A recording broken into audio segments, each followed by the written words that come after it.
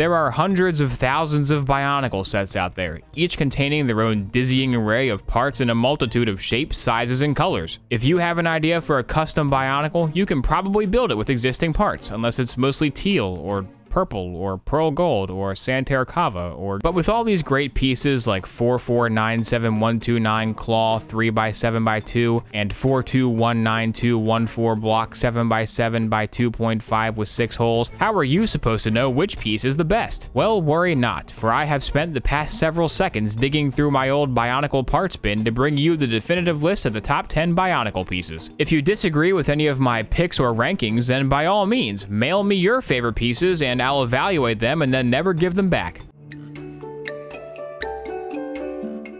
Originally used as a gross squid eye for the Baraki line of figures, the Baraki Eye has taken on a life all its own in the post-Bionicle era. The Baraki Eye piece has found a very successful career post-Bionicle by playing the role of headlights and other small lights quite often in recent LEGO sets. LEGO may officially call it globe with 3.2 stick these days, but we all know the truth. An upside-down Baraki Eye piece for not only making the Baraki's eyes look cool, but also being an all-around useful LEGO element, the Baraki Eye piece will forever go down as the second best Baraki piece after the Kalma tentacle. Lime joints are everybody's favorite piece. For those who don't know, in 2007, LEGO redesigned the joint pieces for Bionicles to be way worse, and for some reason the lime green plastic they were using was extremely brittle. As a result, pretty much every lime green joint out there has a crack in it, from small hairline fractures to massive deep cuts. So why is it on this list? It sounds like a bad thing.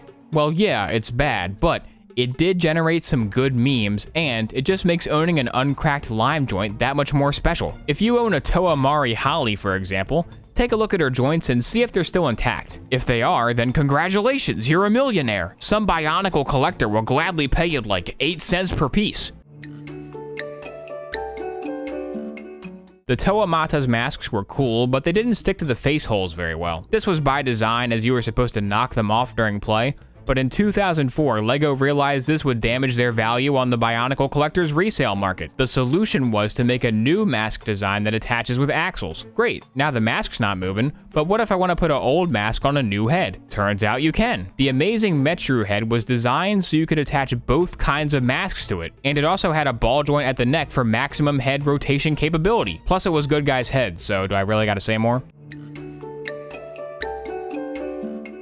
After the Toa Hordeika sets, LEGO decided that having the gear arms was too limiting for posability, so from here on out the vast majority of the standard Bionicle figures would follow what is known as the Inika build. Named after the Toa Inika, the Inika build is essentially a torso assembly with ball joints at the shoulders and hips, allowing for a wide variety of chests, legs, and arms to be attached to the same basic skeleton. As a kid, this system did make it really easy to make my own cool guys. As a man-child, I kinda dislike it due to the lack of variety, but my building skills aren't good enough to make anything different anyways, and also Bionicle was discontinued in 2010, so why do I still care? The Inika hit piece was included in virtually every Inika build set, and as such was the cornerstone of the second half of Bionicle's lifespan. Bionicles are robots, and as such have mechanical features until they didn't, but in the early years of Bionicle, some kind of mechanical play feature was included in pretty much every set. The most iconic of these is the swinging arms of the original Toa figures, and this small gear makes it all possible. By placing 2 gears in a 90-degree angle, you can spin the axle aligned with the back and have that spin the arm on the side. This may seem pretty lame to you, but if you were ages 7 and up in 2001, this is a light bulb moment that leads to bigger and better Bionicle creations and sparks an interest in engineering until you realize Algebra 2 is too hard and nothing like Bionicles. It's a Bionicle piece. It's a marble. It's a major choking hazard for your little brother. That's right, it's a Zamor Sphere. These small plastic balls were the ammunition for the best projectile launchers Bionicle ever had. The firing mechanism was nice and tactile, and unlike those Kordak darts and squid launchers, these mean green killing machines could actually do some damage. It's no wonder the Paraka defeated the Toa Nuva. They had Zamor Spheres. Of all of the projectiles in the Bionicle series, Zamor Spheres are the ones that I like the most. They also taste the best.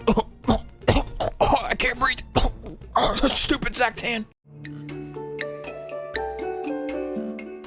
In the dark age of 2001 to 2002, Bionicles all went about their simple lives blissfully unaware of what they were missing. Then everything changed in 2003 when the Rakshi sets were the first Bionicles to actually have knees. Suddenly, a whole new world of posability possibilities opened up, and LEGO realized how cool this piece was and produced it in tons of colors over the years. Many more lower leg parts would come and go over the years, but none of them could match the revolutionary spark and old dark gray majesty of the original Rakshi leg.